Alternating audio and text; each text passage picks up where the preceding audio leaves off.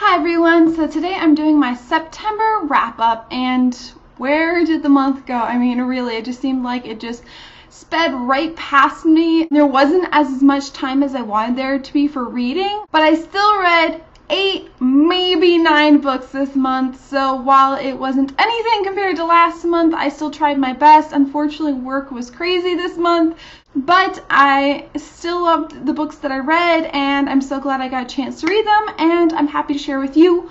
On a side note, for my book haul, I'm going to be doing it in 2 parts because I made the same mistake of buying too much books again this month.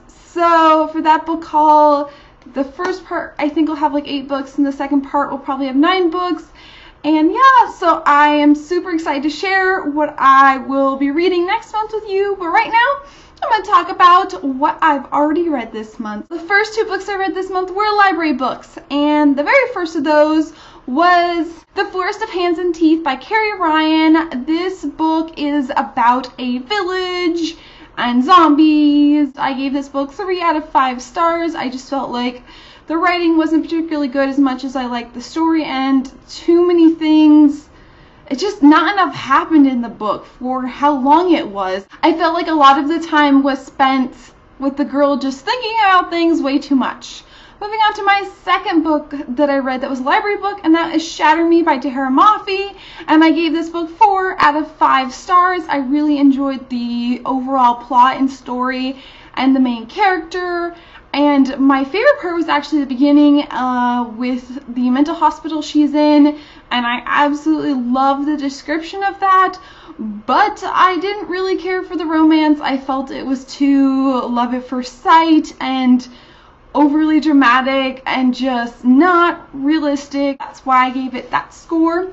Alright, so the third book I read, I actually own, and that is Sharp Objects by Gillian Flynn. I really enjoyed this book. It's a really short book, but it takes a while to get through because its subject matter is pretty hard to just read through.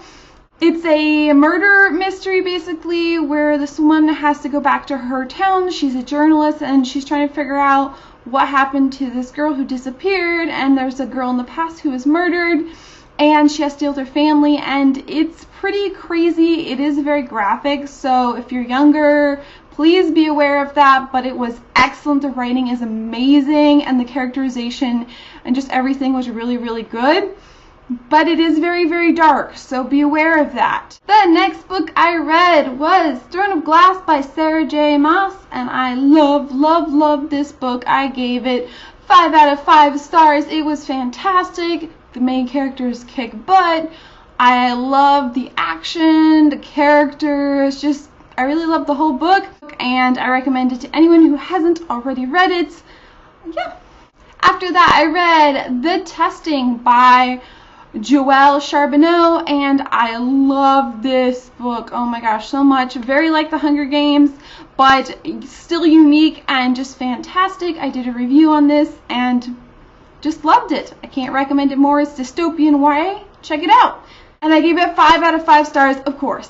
After that, I read White Horse by Alex Adams. This is a adult dystopian, well, more like post-apocalyptic, I cannot say that word, adult book with some fantasy elements, of course, and this was really good. It was unique because the woman, like, there's a lot of hardship and horrible things happening, and she's really looking for kindness, and she really cares about, like, what it means to be human and kind, and it was really good. I gave it 4 out of 5 stars. There was some slow elements to it, but overall I would recommend this book. There is some graphic elements in this, not a ton, but they're still there, so be aware of that. But yeah, it was good, and if you like post-apocalyptic stories, I recommend it. After that, I read Obsidian by Jennifer L. Armentrout. I know that a lot of you have read this book and loved it. I plan on reading the rest of the series. I gave it 5 out of 5 stars on Goodreads. It was great. The one thing about this book is the first half of it reminded me so much of Twilight. Really a lot. I mean, there were multiple things to just scream Twilight to me, and I really didn't like that. I mean, it felt more like fan fiction, but then the second half it really picked up, and overall I can see why the story is very addicting. I really loved it. just be aware of that when you read it. I felt like nobody had mentioned it before, and then I read it and I was like, how was no one talking about this before? But yeah, I loved it, and of course if you haven't read it, I recommend it. And lastly, of the books that I've actually finished is The Cuckoo's Calling by Robert Galbraith, whatever his name is, J.K. Rowling, and this book took me forever to get through. It was such a slow read. I gave it 5 out of 5 stars though. I really loved it, but the thing is, there is a ton of detail in this book, and it doesn't have a lot of action, and the thing about the detail is all of it's either important for characterization or it's important in order to understand the mystery of what's going on and whether the woman was murdered or whether she just committed suicide. And in that way, you just couldn't skim read it all. And I tend to skim read, not that I like skip things in books, but I can read them a lot faster. And these pages were dense, and it was just a really long book. I mean, it's only like 500 and some pages, but it just took me a while. Still, I loved it. I loved the characters, the main detective and his assistant slash secretary. I loved the mystery of it all. I loved all of the characters, even the bad ones. It was fantastic. If you haven't read this book and you care for mystery books at all, I recommend it.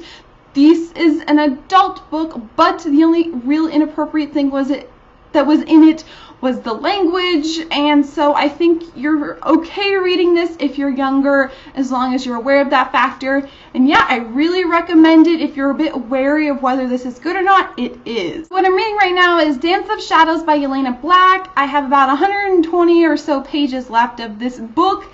I love the cover of this book, of course. So far, I'm enjoying it. There's some slow elements, and I have to say, it's making me a little bit crazy. Do you guys ever get that when you read a book that it just like, the book is a little crazy and it makes you a little bit confused and crazy? It kind of reminds me in that way of The Unbecoming of Mara Dyer, because that book made me feel a little bit crazy, and this has a similar effect.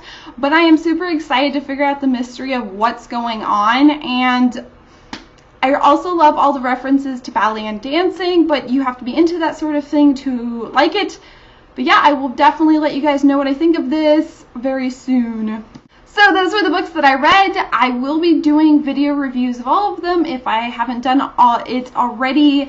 I've only done a couple of reviews because I just haven't had a lot of time. I try to do a video every other day, and between tags and between doing hauls and everything else, there just hasn't been a lot of time, but I will do that. But I've done Goodreads reviews for all of them, so please check out my Goodreads and friend me, and you can check out my reviews for all of them if you're really curious. Also, please let me know which of the books you'd like me to do a video review first of that I haven't already done one of, and that way I can try to get that one out as soon as possible. Anyways, thank you guys very much. I look forward to hauling some books for you guys and maybe a tag or two. I hope you guys have a wonderful night, and I will see you very, very soon. Bye guys!